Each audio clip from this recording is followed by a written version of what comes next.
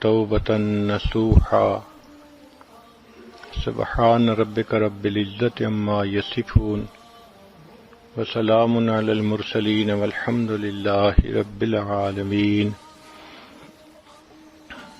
اللهم صل على سيدنا محمد وعلى آل سيدنا محمد وبارك وسلم یا ایھا الذین آمنوا، اے ایمان والو، اے وہ لوگو جو اللہ تعالیٰ اور اس کے رسول صلی اللہ علیہ وسلم کے حکموں کو ماننے کا اقرار کر چکے ہو، توبوا الی اللہ توبۃ نصوحا، تم اللہ تعالیٰ کے سامنے سچی توبہ کرو۔ انسان جو کام بھی شریعت کے خلاف کرتا ہے اس کو گناہ کہتے ہیں، اس سے توبہ کرنا فوراً اس پر لازم ہو جاتا ہے۔ اگر توبہ نہ کرے تو اس کے دنیاوی نقصانات بھی ہوتے ہیں، اخروی نقصانات بھی ہوتے ہیں۔ چنانچہ حافظ ابن قیم رحمۃ اللہ علیہ نے الداء والدواء میں گناہوں کے دنیاوی نقصانات کی تفصیل دی ہے۔ مثال کے طور پر نیکی کرنے کو دل نہیں چاہتا، مسجد میں آنا مشکل، نماز بوجھ ہوتی ہے، تلاوت کو دل نہیں چاہتا۔ ہم نے حافظ قرآن بچوں کو دیکھا کہ اگر وہ رستے سے ہٹتے ہیں تو ان کو فقط ناظرہ پڑھنے کی بھی توفیق نہیں ہوتی۔ دعا دیکھو تو مانگنے کو دل نہیں چاہتا، 10 سیکنڈ کی دعا اور 15 سیکنڈ کی دعا۔ تو نیک محفلوں سے دل گھبرانا، نیکی کرنے کو جی نہ چاہنا، یہ ساری گناہوں کی نحوستیں ہوتی ہیں۔ ایک اور اثر گناہوں کا یہ ہوتا ہے کہ دل بے چین ہوتا ہے۔ چنانچہ انسان کے پاس جتنا مال ہو، جیسا چاہے کھائے، جیسا چاہے پیے، جہاں چاہے سوئے، دل پریشان، دل پریشان، ایسے لگتا ہے کہ خوشیاں روٹھ گئی ہیں۔ ڈپریشن کی کیفیت ہوتی ہے۔ ایئر کنڈیشن کمرے میں کمبل کے اندر نرم گدوں پہ لیٹا ہوتا ہے، نیند نہیں آتی، کروٹیں بدلتا ہے۔ یہ دل کی بے چینی گناہوں کی نحوست کی وجہ سے ہوتی ہے۔ پھر زندگی میں برکت نہیں رہتی، وقت میں برکت نہیں، کام نہیں سمٹتے، صحت میں برکت نہیں، جوانی ہے اور کرونک ڈیزیزز کا شکار۔ اب اگر 22 سال کا نوجوان آ کر کہے کہ مجھے لو بیک کی پین ہے تو حیرت نہیں ہوگی تو کیا ہوگا؟ 18 سال کا بچہ کہتا ہے جی میں بیٹھا اٹھتا ہوں مجھے آنکھوں میں اندھیرا آ جاتا ہے۔ تو صحت میں برکت نہیں، وقت میں برکت نہیں، رزق میں برکت نہیں۔ جتنے گھر کے بندے اتنے کماتے ہیں، خرچے پھر پورے نہیں ہوتے، برکت نہیں ہے۔ قوت یاداشت میں برکت نہیں، کوئی بات یاد کرو تھوڑی دیر بعد بھول جاتی ہے۔ تو برکت زندگی سے نکل جاتی ہے، دعائیں قبول نہیں ہوتی۔ پھر کہتے ہیں جی کہ اللہ تعالیٰ تو ہماری سنتا ہی نہیں۔ بَإِنَّ رَبِّي لَسَمِيعُ الدُّعَاء، بے شک میرا رب دعا کو سنتا ہے، مگر قبول کرنا نہ کرنا یہ اس کا اختیار ہے۔ ہم بھی تو گھروں میں ایسے ہی کرتے ہیں، جو بچہ اچھی بات مانتا ہو، فرما بردار ہو، نیک ہو، ماں باپ کا دل خوش کرے، وہ آدھی بات کرے ہم پوری کر دیتے ہیں، اور جو بچہ دل دکھائے نافرمان ہو اس کی سنی انسنی کر دیتے ہیں۔ تو اللہ تعالیٰ بھی نافرمان بندے کی سنی انسنی کر دیتے ہیں، ورنہ تو ہم روز نماز میں کہتے ہیں سمع اللہ لمن حمدہ۔ تو اللہ تعالیٰ پھر دعائیں قبول نہیں فرماتے، نعمتوں میں زوال آ جاتا ہے، عزتوں میں سے ذلت کے نقشے نکل آتے ہیں، اولاد نافرمان بن جاتی ہے. کہتے ہیں جی کہ ایک وقت تھا لوگوں سے لاکھوں لینے تھے، آج لوگوں کے لاکھوں دینے ہیں. حضرت ایک وقت تھا مٹی کو ہاتھ لگاتے تھے سونا بن جاتی تھی، آج تو سونے کو ہاتھ لگاتے ہیں مٹی بن جاتا ہے. نعمتیں چلی جاتی ہیں. جو پروردگار نعمتیں دینا جانتا ہے وہ پروردگار نعمتیں لینا بھی جانتا ہے. پھر نعمتیں اللہ تعالیٰ لے لیتے ہیں واپس، کام ادھورے رہ جاتے ہیں. وہ جی بس ڈیل ہوتے ہوتے رہ جاتی ہے. بس حضرت بچی کا رشتہ دیکھنے لوگ آتے ہیں، خوش ہو کے بھی جاتے ہیں، دوبارہ کوئی نہیں آتا. کاموں کا ادھورا رہ جانا، یہ گناہوں کی نحوستیں ہوتی ہیں. ان سب کا ایک ہی علاج ہے کہ ہم گناہوں سے سچی پکی توبہ کر لیں. گناہوں سے توبہ کرنے کے فضائل تو آپ نے یقیناً کئی مرتبہ علماء سے سنے ہوں گے، لیکن آج کی اس مجلس میں اس سے ایک قدم آگے بڑھ کر بات کرنی ہے کہ کوئی بندہ توبہ کرنا چاہتا ہے تو اس کو کیا کرنا چاہیے. یہ بھی ایک پروسیس ہے توبہ کا کرنا. توبہ کرنے والے کے ذہن میں کئی سوالات ہوتے ہیں، کئی اشکال آتے ہیں، وہ کنفیوزڈ ہوتا ہے کچھ باتوں میں. تو توبہ کے پروسیس کو کلیریفائی کرنا، ایکسپلین کرنا، یہ آج کا ٹاپک ہے. سب سے پہلی بات کہ 4 چیزیں شرائط کہلاتی ہیں: گناہوں کو چھوڑ دینا، گناہوں پہ نادم ہونا، آئندہ گناہ نہ کرنے کا عہد اور ارادہ کرنا، اور حقوق العباد کی معافی تلافی کروانا. یہ 4 شرائط ہیں. تائب کو چند کام کرنے چاہیے. مسجد کے گیٹ کو بلاک کر رہے ہیں کوئی، تو وہ ذرا مسجد کے گیٹ کا خیال کریں.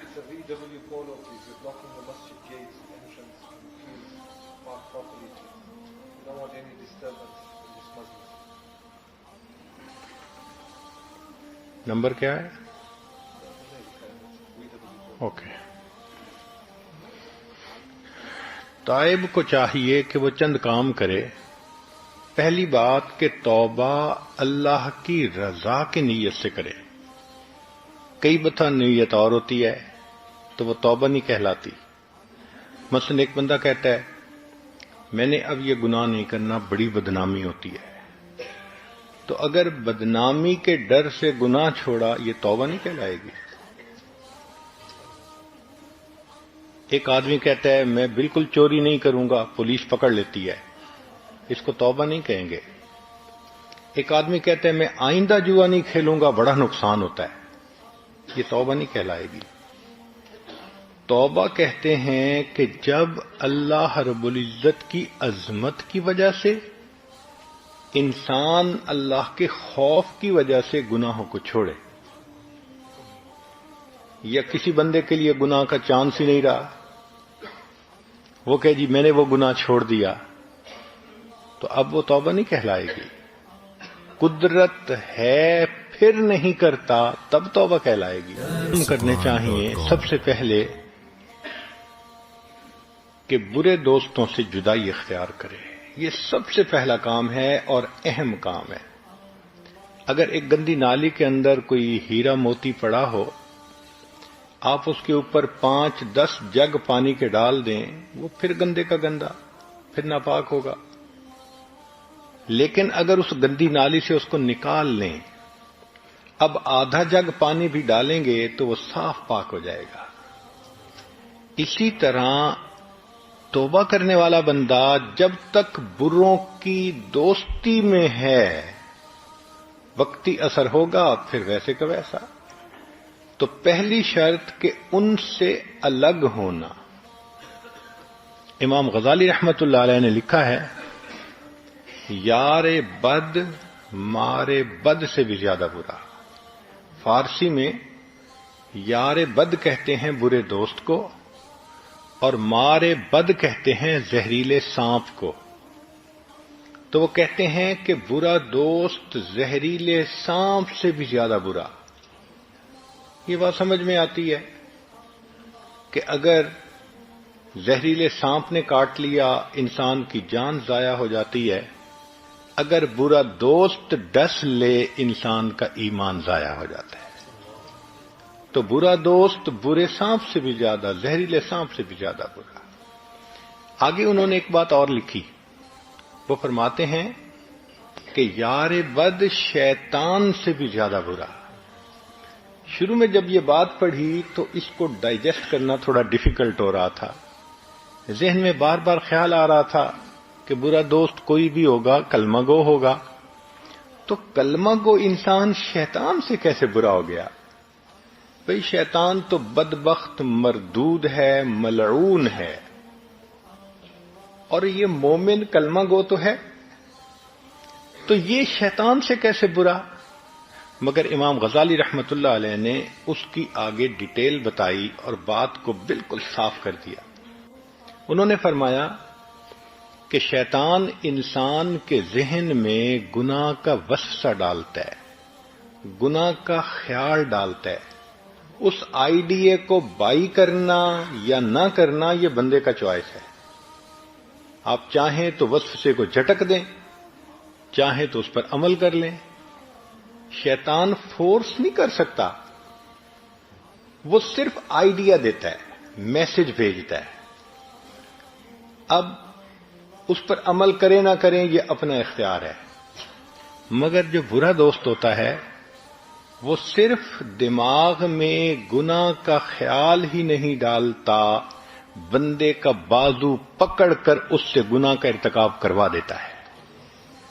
تو معلوم ہوا کہ برا دوست شیطان سے بھی زیادہ برا ہوتا ہے. اور عجیب بات ہے کہ ہم روزانہ اللہ تعالی سے وعدہ کرتے ہیں کہ اے اللہ ہم نے بروں کی دوستی کو چھوڑ دیا. باوضو ہو کر حالت نماز میں اللہ سے روز وعدہ کرتے ہیں، روز دن میں توڑتے ہیں. وتر کی نماز میں ہم کیا پڑھتے ہیں؟ وَنَخْلَعُ وَنَتْرُكُ مَن يَفْجُرُكَ.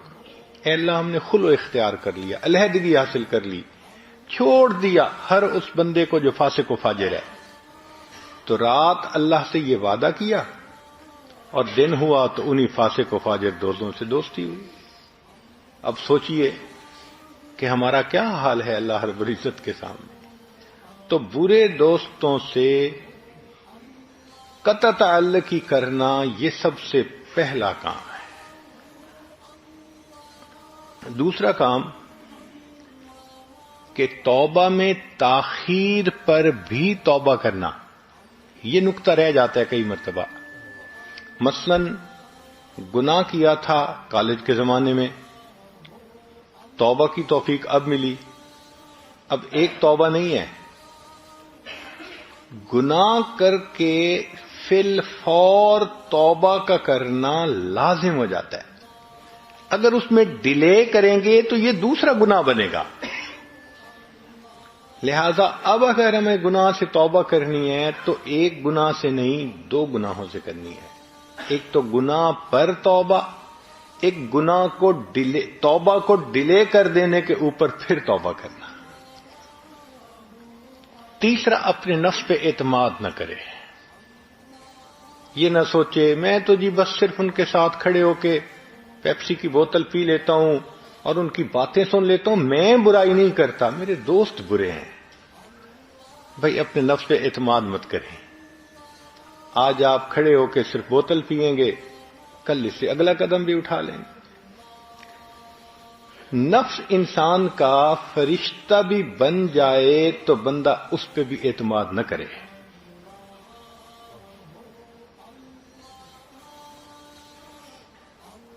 اس لیے کہ کسی وقت انسان کا نفس اس کو دھوکہ دے سکتا ہے. لہذا اگر برے دوستوں کے میسیجز ہیں ان کو ڈیلیٹ کرنا، ان کے نمبر ہیں ان کو ڈیلیٹ کرنا، اگر ان کی تصویریں ہیں ان کو ختم کرنا، اگر ان کے گفٹ وغیرہ دیے گئے ہیں تو ان یادداشت کا ختم کرنا یہ ضروری ہوتا ہے. حقوق اللہ کو بھی پورا کرے اور حقوق العباد کو بھی پورا کرے. حرام اور ممنوع اشیاء کو تلف کرے. مثلا فلمیں دیکھنے کا شوق تھا اور سیڈیز جمع کی ہوئی تھیں، ان سب سیڈیز کو تلف کرنا. گانے سننے کا شوق تھا تو ان سیڈیز کو ختم کرنا. یا اس قسم کی اور ممنوع چیزیں تھیں، ان کا ختم کرنا یہ بھی ضروری ہے. مثال کے طور پہ ایک بندہ شراب پیتا تھا، وہ کہتا ہے جی میں نے توبہ تو کر لی، لیکن یہ شیشے کے برتن ہیں، میں ان کو دھو کے اب میں ان میں مشروب پی لوں گا، پانی پی لوں گا.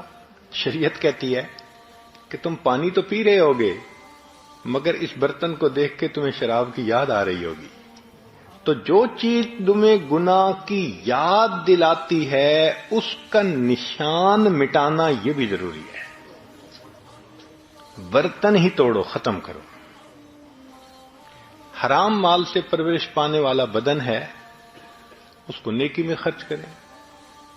بعض دفعہ یہ مسئلہ آتا ہے، میں نے جی سود کے پیسے لیے کاروبار کیا، حرام کا پیسہ کھایا، والد نے رشوت کا پیسہ لیا، والد نے فلاں کام کیا.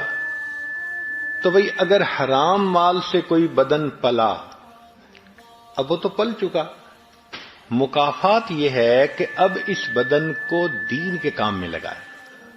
اللہ کے راستے میں نکلو، لگاؤ چلہ، 3 چلے 1 سال. جس بدن نے گناہ سے پرورش پائی، اب اس بدن کو اللہ کے دین کے لیے استعمال کریں. اس بدن سے نوافل پڑھیں، نمازیں پڑھیں، تلاوت کریں، بیت اللہ کے جا کر عمرہ کریں، حج کریں. اس بدن کو انسانوں کی خدمت میں استعمال کریں، نیک کاموں میں استعمال کریں، تو یہ اس کی مکافات ہوگی. پھر نیک دوست بنانا. ایک بہت اچھا طریقہ نیک رہنے کا یہ بھی ہے کہ انسان نیک لوگوں سے دوستی کر لے. المرء علی دین خلیلہ فلینظر احدکم من یخالل. انسان اپنے دوست کے دین پر ہوتا ہے. اب تم میں سے ہر بندہ دیکھے کہ وہ کس سے دوستی کر رہا ہے. حضرت شیخ الحدیث رحمۃ اللہ علیہ نے ایک مثال دی ہے حدیث پاک سے کہ نیک دوست کی مثال عطر کے دکان والے کی طرح ہے. پرفیوم کی دکان ہے کسی دوست کی، آپ اس کے پاس جا کر بیٹھیں گے تو یا تو وہ پرفیوم کی شیشی ہی دے دے گا، نہ دی تو جب تک بیٹھیں گے خوشبو تو آئے گی. اور برے دوست کی مثال وہ کوئلے کی دکان والے کی طرح ہے. جا کے بیٹھیں گے یا تو دے گا تو کوئلے ملیں گے، نہ بھی دیے تو کوئلوں کی سیاہی تو کپڑوں کو لگے گی ہی صحیح. نیکاں دے لڑ لگیاں میری جھولی وچ پھل پے، بریاں دے نال لگیاں میرے اگلے بھی ڈل پے. نیکوں کے ساتھ لگنے سے میری جھولی میں پھول بھر گئے اور بروں کے ساتھ لگنے سے میرے پہلے پھول بھی نیچے گر گئے. تو نیکوں کو دوست بنائیے، یہ بھی توبہ کرنے والے کے لیے ایک اہم چیز ہے. پھر توبہ پر استقامت رکھنے کے لیے، مضبوط رہنے کے لیے تائبین کے واقعات کو پڑھیں. جن لوگوں نے توبہ کی، کتنی پکی توبہ کی، ان کے واقعات کو پڑھ کے انسان کی ہمت بندھ جاتی ہے. قبیلہ غامدیہ کی ایک عورت نبی علیہ السلام کی خدمت میں حاضر ہوتی ہے. اے اللہ کے حبیب صلی اللہ علیہ وسلم، مجھ سے بڑا گناہ سرزد ہو گیا. نبی علیہ السلام چہرے انور دوسری طرف فرما لیتے ہیں.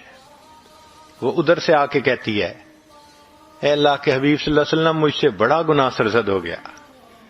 اللہ کے حبیب صلی اللہ علیہ وسلم نے رخ تیسری طرف کر لیا. پھر اس نے یہی کہا، پھر چوتھی طرف کر لیا. جب اس عورت نے 4 مرتبہ اقرار کیا کہ میں نے بڑا گناہ کر لیا تو نبی السلام نے فرمایا تجھے وہم ہو گیا ہوگا. کہنے لگی اللہ کے حبیب صلی اللہ علیہ وسلم میں پریگننٹ ہوں, حاملہ ہوں, مجھ سے بڑا گناہ سرزد ہو گیا, اب آپ مجھے پاک کر دیجئے. وہ صحابیہ جانتی تھی کہ ایک ہوتی ہے پیشاب پخانے کی ناپاکی, یہ پانی سے اگر جسم کو دھو لیا جائے تو جسم پاک ہو جاتا ہے.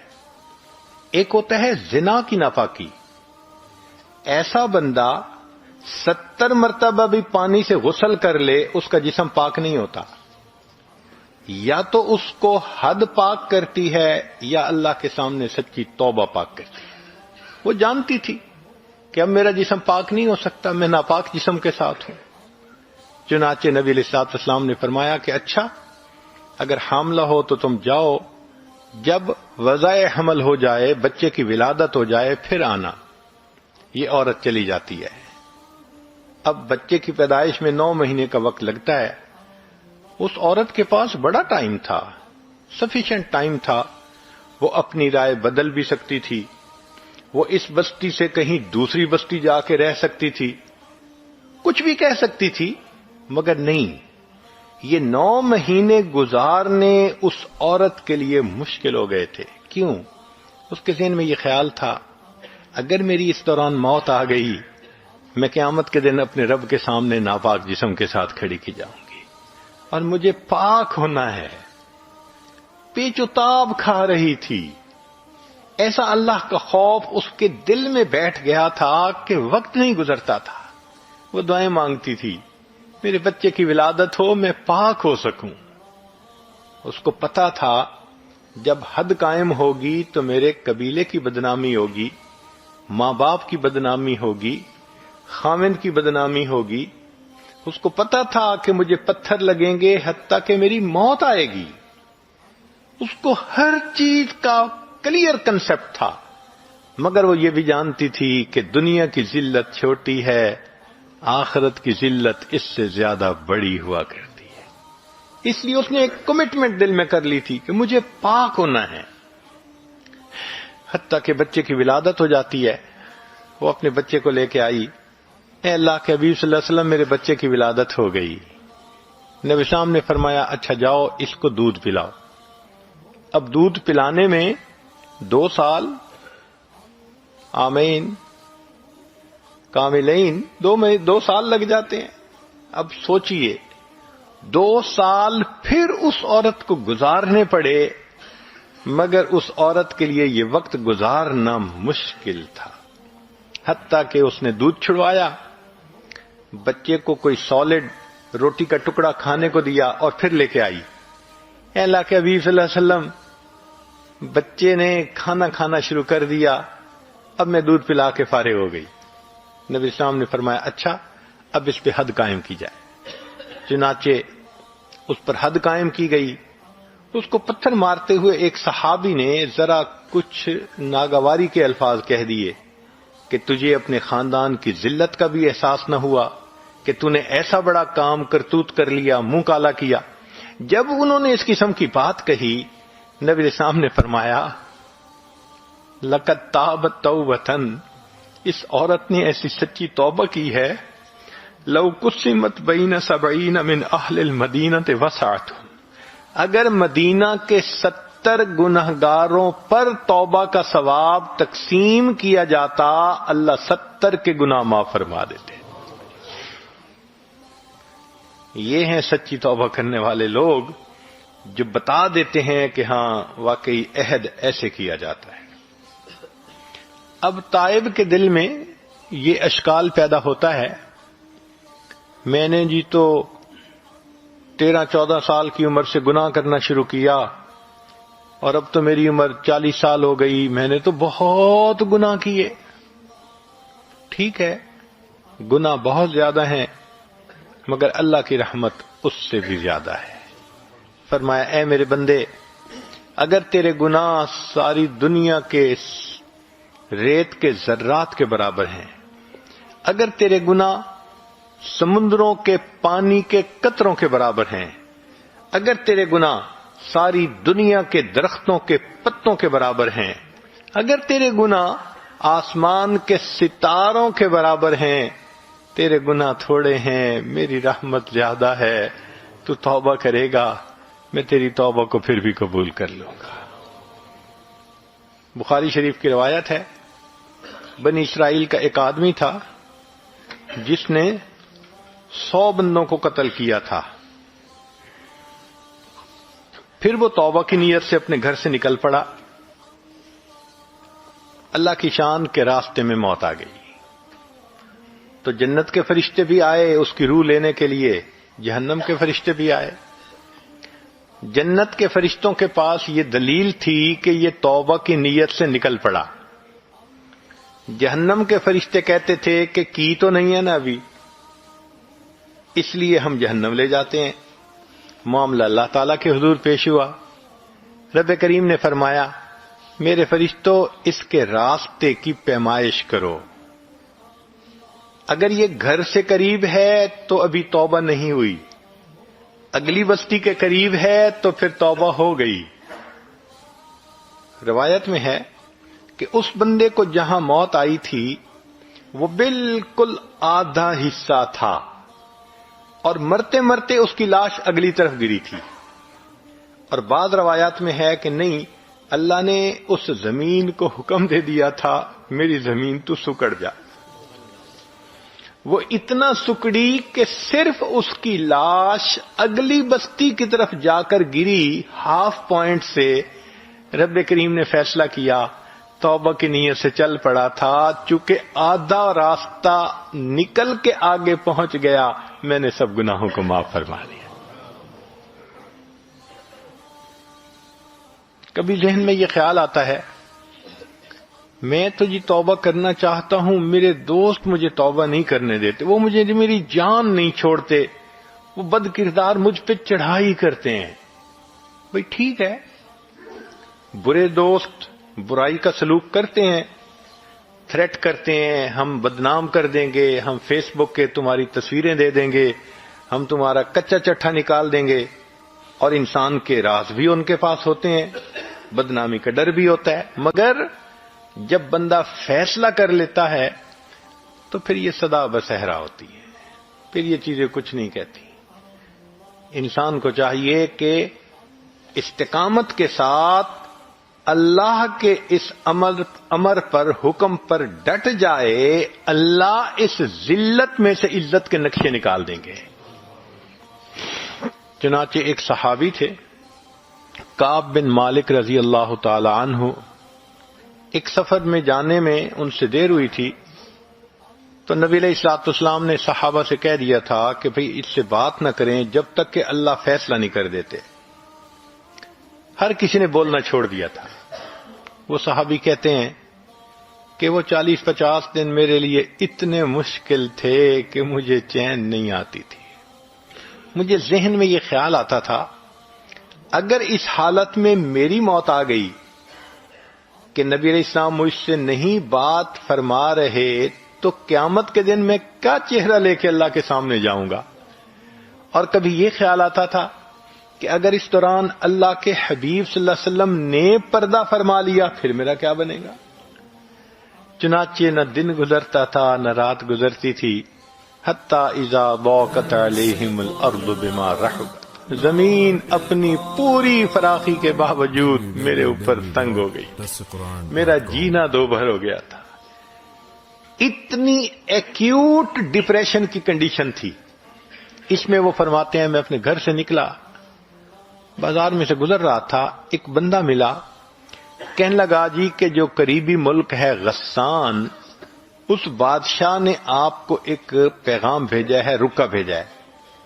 میں نے وہ رکا پڑھا تو اس میں لکھا ہوا تھا کہ ہم نے سنا ہے کہ آپ کے صاحب نے آپ سے قطع تعلقی کا حکم دے دیا، آپ ہمارے پاس آ جائیں، ہم آپ کا اکرام کریں گے، خزانے کے منہ کھول دیں گے، آپ بہت پرسکون زندگی گزاریں گے۔ وہ فرماتے ہیں کہ اس خط کو پڑھ کے مجھے اتنا رونا آیا کہ یہ میرا حال ہو گیا کہ اب میرے اوپر کافر بھی امید کرنے لگ گئے۔ کہنے لگے میں نے اس کاغذ کو پھاڑا اور اس کے ٹکڑوں کو تنور کی جلتی ہوئی آگ کے اندر ڈال دیا۔ یہ ہوتی ہے انسان کی استقامت۔ تو اگر توبہ کر لی، کوئی میسج بھیجتا ہے ڈیلیٹ کر دیں، کوئی رابطہ کرتا ہے اس کو ریسپانس نہ دیں، ذرا سیریس طریقے سے اس کو ڈیل کریں، وہ کب تک پیچھا کرے گا؟ اللہ تعالیٰ جان چھڑا دیں گے۔ چنانچہ ایک صحابی تھے حضرت مرشد رضی اللہ تعالی عنہ، زمانہ جاہلیت میں ایک مکہ مکرمہ کی بہت خوبصورت عورت تھی اناق نامی، اس کے ساتھ ان کے افیئرز تھے۔ پھر انہوں نے اسلام قبول کر لیا تو مدینہ طیبہ آ گئے۔ اللہ کی شان کے کچھ عرصے کے بعد ان کو تجارت کے لیے دوبارہ مکہ مکرمہ جانا پڑا۔ اب مکہ مکرمہ کی ایک گلی میں سے گزر رہے تھے تو اس اناق نے ان کو دیکھ لیا، تو دیکھتے ہی وہ بہت ہی خوشی سے ملی، اور جو گانے لڑکیاں گاتی ہیں، آئی love you, I miss you, اس نے وہی کہنا شروع کر دیا۔ انہوں نے کوئی ریسپانس نہیں دیا تو وہ بڑی حیران ہوئی، کہنے لگی کہ مرشد تم وہی ہو نا جو مکہ کی گلیوں میں میرے پیچھے چلتے تھے، میری منت کرتے تھے، مجھے بہت زیادہ منت و سماجت کرتے تھے کہ میں کچھ وقت تمہیں دے دوں، تمہاری بات مان لوں۔ آج میں تمہیں کہہ رہی ہوں کہ میرا ہسبینڈ بزنس کے لیے سفر پہ گیا ہوا ہے، میں گھر میں اکیلی ہوں، تم اپنے کام سمیٹ کے آج میرے گھر آ جانا، ہم اکٹھا وقت گزاریں گے۔ انہوں نے جواب دیا کہ میں نہیں آؤں گا۔ وہ بڑی حیران ہوئی، مگر اس نے یہ دیکھا کہ وہ تو آنکھ اٹھا کے دیکھ ہی نہیں رہے اس کے چہرے کی طرف۔ تو اناق کہنے لگی کہ آپ مجھے دیکھ کیوں نہیں رہے؟ وہ صحابی کہتے ہیں اب ان آنکھوں نے اس ہستی کو دیکھ لیا ہے کہ جس کو دیکھنے کے بعد یہ کسی غیر محرم کو نہیں دیکھ سکتی۔ پھر نہیں سمجھی پوری طرح، اس کو کیا پتا کہ یہ نبی علیہ السلام کی صحبت کا شرف پا چکے۔ اس نے آگے ہاتھ بڑھایا، چونکہ طبیعت میں بہت ایک دوسرے کے ساتھ آزادی تھی، اس نے ہاتھ پکڑنے کی کوشش کی تو مرشد لانو نے فرمایا خبردار، اگر تم نے مجھے ہاتھ لگانے کی کوشش کی، تلوار میرے پاس ہے، میں تمہارا کام تمام کر دوں گا۔ اب جب انہوں نے یہ الفاظ کہے تو وہ گھبرا گئی اور چلی گئی۔ جس طرح اس صحابی نے گناہ کی دعوت دینے والی اس خوبصورت لڑکی سے ڈیل کیا، آج توبہ کرنے والے کسی بھی مرد اور عورت کو اس طرح بد کردار لوگوں سے ڈیل کرنے کی ضرورت ہے۔ اب ڈیسیژن لیں، خبردار جو رابطہ کیا، پھر دیکھیں اللہ تعالیٰ اس استقامت کا کیا نتیجہ نکالتا ہے۔ کبھی کبھی یہ دعائیں بھی پڑھیں، حدیث پاک میں ہے اللہم انا نجعلک فی نحورہم ونعوذ بک من شرورہم، اللہم استر عوراتنا وآمن روعاتنا۔ ان دعاؤں کا پڑھنا بھی انسان کے لیے فائدے کا سبب بنتا ہے۔ کبھی ذہن میں یہ خیال آتا ہے کہ گناہ تو میں نے چھوڑ دیا، لیکن پچھلی یادیں عذاب ہیں میرے لیے۔ واقعی یہ ایک پریکٹیکل پریشانی ہے جو توبہ کرنے والے کو پیش آتی ہے۔ اتنی میموریز ہوتی ہیں، نماز میں بھی وہی خیال، اٹھتے بیٹھتے وہی خیال، ذہن سے خیال ہی نہیں نکلتا۔ تو بھئی ہمارے لیے ان یادوں کو بھولنا مشکل ہے، اللہ تعالیٰ کے لیے ان یادوں کو بھلا دینا تو بہت آسان ہے۔ تو اللہ سے دعا مانگیں، 2 رکعت نفل پڑھیں، اللہ تعالیٰ ایسے یادیں ذہن سے نکال دیں گے کہ کبھی بھولے سے بھی خیال نہیں آئے گا۔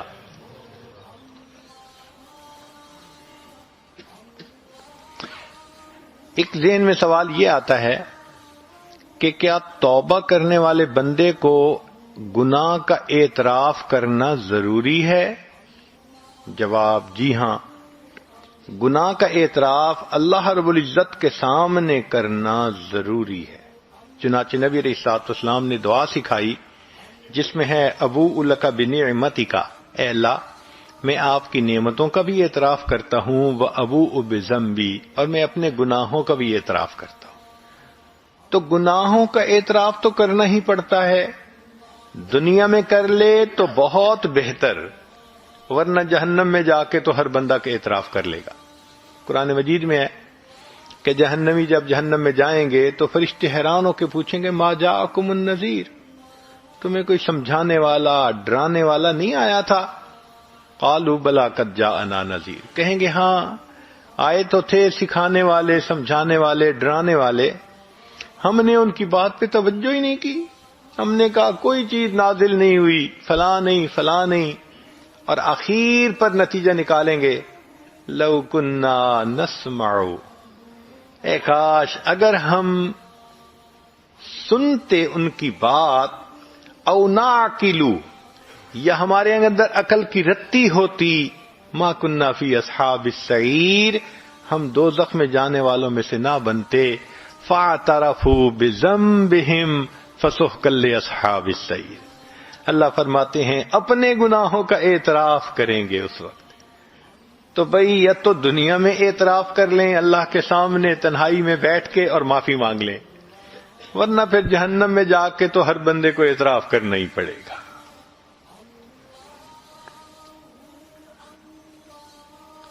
ایک سوال ذہن میں یہ پیدا ہوتا ہے کہ جی میں نے گناہوں سے توبہ تو کر لی مگر میں کمزور ہوں، مجھے لگتا ہے میں بچ نہیں سکوں گا۔ بھئی میں نہیں بچ سکوں گا، اللہ تعالیٰ تو اس پر قادر ہے کہ ہمیں بچا دے، تو اللہ سے دعا مانگیے، اللہ سے مدد مانگیے۔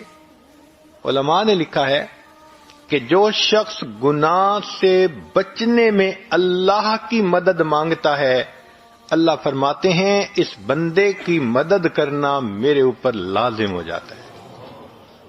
اللہ پر کوئی چیز لازم نہیں ہے، مگر سمجھانے کی خاطر یہ لفظ استعمال ہوا ہے کہ اللہ فرماتے ہیں کہ یہ مجھ سے مدد مانگ رہا ہے۔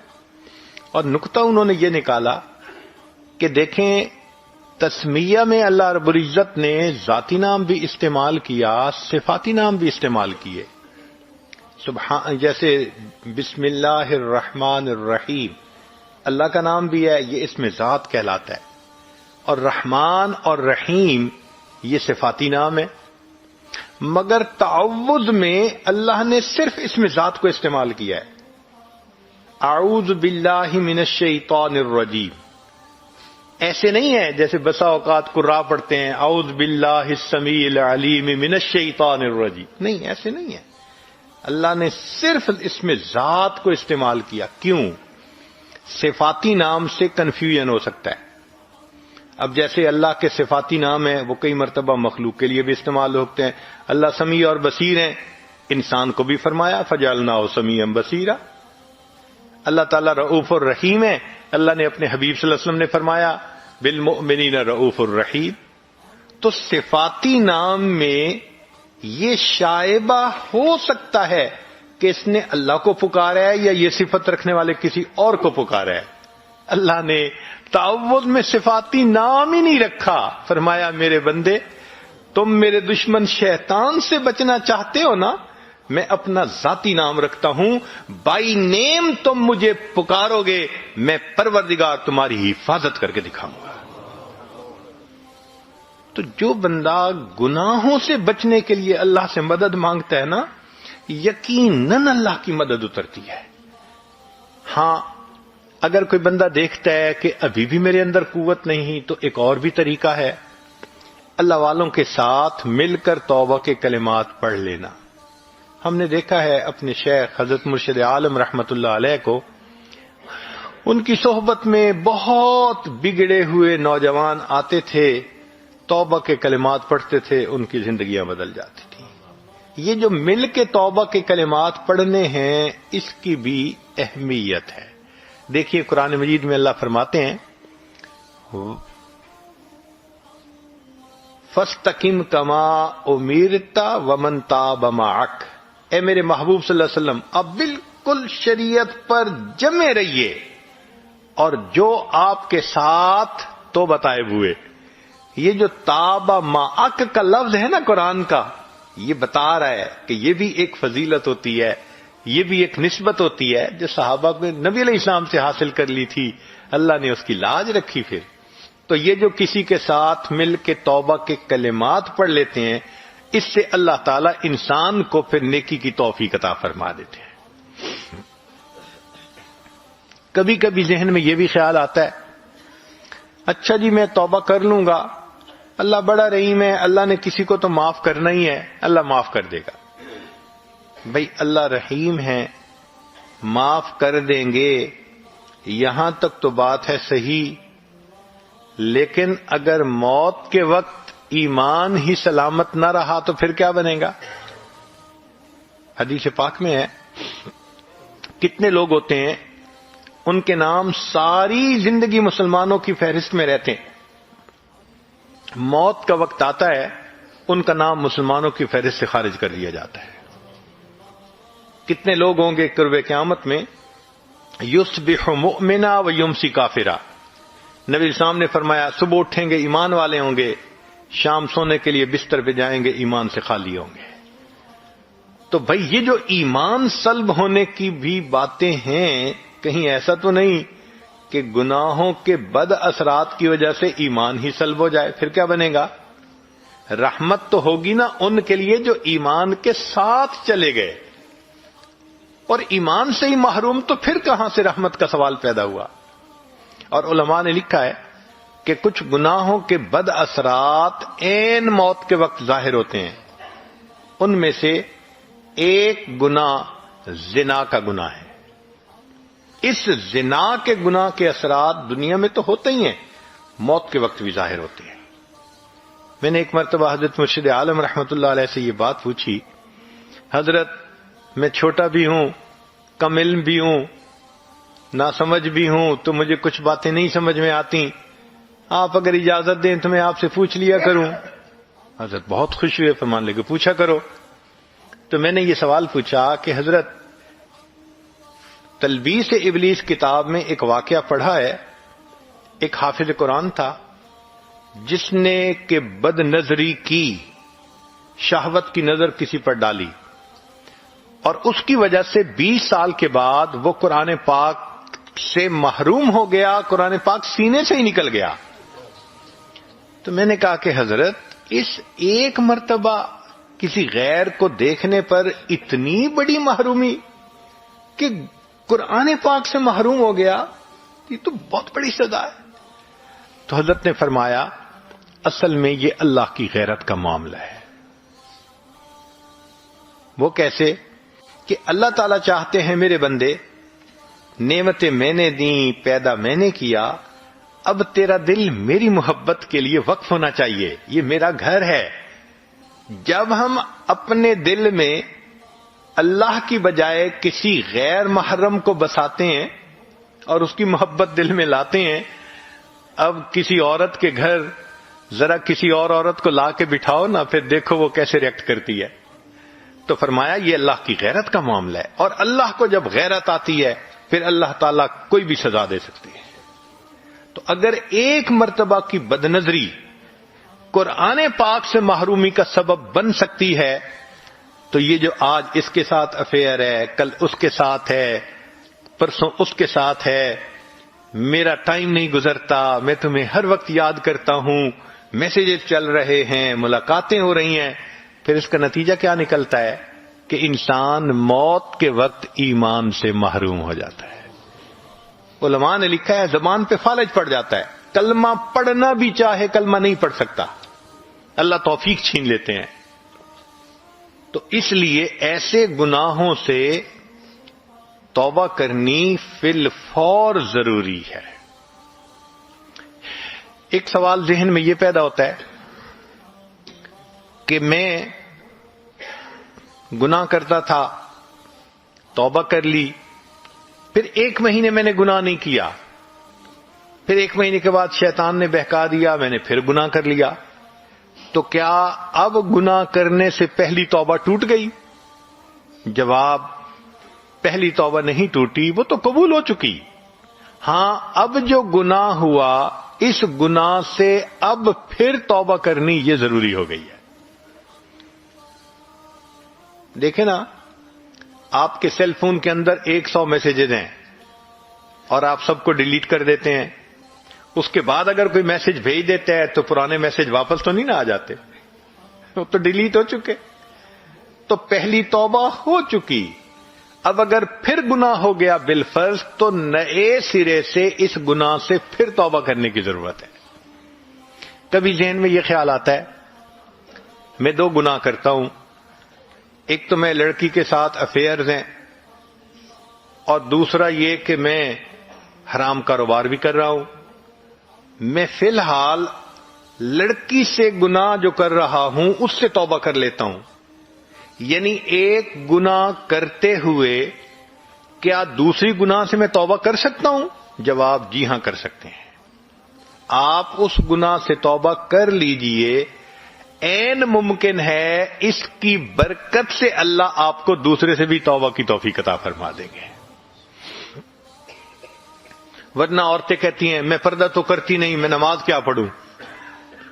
بھائی پردہ نہیں کرتی آپ نماز شروع کریں، اللہ پردے کی بھی توفیق دے دیں گے. ذہن میں یہ آتا ہے کہ جی میں نے تو پچھلے 20 سال سے نمازیں نہیں پڑھی، قضا کرتی تھی. تو بھائی اگر آپ نے کسی کا قرض ادا نہیں کیا اور اب ایک وقت میں دے بھی نہیں سکتے تو کیا کرتے ہیں؟ اس کی انسٹالمنٹ بنا لیتے ہیں. انسٹالمنٹ دینا شروع کر دیتے ہیں تو قرض لینے والے کو بھی تسلی ہو جاتی ہے. تو جس کی 20 سال کی نمازیں رہتی ہیں اس کو چاہیے کہ روزانہ 5 نمازیں کم از کم قضا پڑھا کرے. نوافل قبول نہیں ہوتے جس کی قضا نمازیں بچتی ہوں، اس کو چاہیے کہ نوافل کی بجائے بھی قضا نماز کی نیت کرے. تہجد میں قضا نماز پڑھے، اشراق کے وقت پڑھے، چاشت کے وقت، اوابین کے وقت، ہر وقت یہ پڑھے. ہاں جب اشراق کے وقت قضا نماز پڑھے گا اللہ خود بخود نماز بھی قبول کر لیں گے، نفلوں کا ثواب بھی دے دیں گے. اس کی مثال ایسے ہے کہ ایک آدمی نے کسی کا 1 لاکھ پاؤنڈ دینا ہو قرضہ، اور وہ اس کو کبھی ایک پین ہدیہ بھیج دے، کبھی ایک پھول ہدیہ بھیج دے، تو وہ پھول محبت کا سبب نہیں غصے کا سبب بنتا ہے کہ آپ کا دماغ خراب ہے، آپ نے مجھے قرضہ دینے ہیں اور آپ مجھے 2 اور 4 پاؤنڈ کے تحفے بھیجتے پھر رہے ہیں. جب فرض نمازیں رہتی ہیں تو پھر نفل اسی طرح 2-4 پاؤنڈ کے تحفے بنتے ہیں. اس لیے قضا نمازیں پڑھنی اہم ہوتی ہیں. کسی نے روزے نہیں رکھے تو ان سب کا حساب لگا کر روزے رکھنے شروع کر دے. یہ شرط نہیں کہ گرمی میں روزے رکھے، آپ سردی کے موسم میں جب دن چھوٹے ہوتے ہیں بھلے اس وقت روزے رکھ لیں، مگر روزے رکھنے پڑیں گے. ہم نے بعض دوستوں کو دیکھا ہے 15 سال کی قضا نمازیں ادا کی اور 20 سال کے روزے رکھے انہوں نے. عورتیں خاص طور پر، چونکہ نماز تو ان کو معاف ہوتی ہے ایام میں، روزے تو قضا کرنے پڑتے ہیں، وہ روزے کی قضا نہیں کرتی اور بھول ہی جاتی ہیں. خاص طور پر اس کا حساب لگا کر ان فرائض کا پورا کرنا یہ ضروری ہے.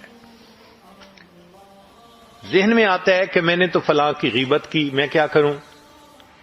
بھئی اگر آپ نے غیبت کی تو اب آپ ان سے معافی مانگ لیجئے، اور معافی مانگتے ہوئے ان کو ڈیٹیل بتانے کی ضرورت نہیں ہے. اگر ڈیٹیل بتائیں گے تو یہ دشمنی بن جائے گی، الٹا کام خراب ہو جائے گا.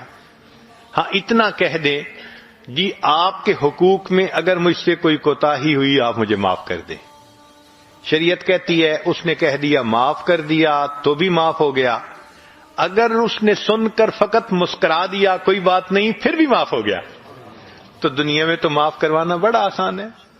ہمارے ایک بزرگ تھے، ان کی بڑی خوبصورت عادت تھی کہ جب کسی سے جدا ہونے لگتے تو کہتے کہ بھئی آپ کے تو میرے اوپر بڑے حقوق تھے، میں کمزور ہوں، پورے نہیں کر سکا، اس کوتاہی کو آپ معاف کر دیجیے. اللہ اکبر. دنیا میں خامن بیوی سے معافی مانگ لے، بیوی خامن سے معافی مانگ لے، دوست سے مانگ لے، دنیا میں معافی مانگنی آسان ہے، قیامت کے دن معافی ملنا مشکل کام ہے. قیامت کے دن اگر اللہ نے پوچھ لیا بتا تو نے فلاں کو کمینہ کیوں کہا تھا، فلاں کو ذلیل کیوں کہا تھا، بتا تو نے فلاں کو بے ایمان کیوں کہا تھا، تو جب انبیاء تھراتے ہوں گے اس وقت انسان کیا جواب دے سکے گا؟ آج وقت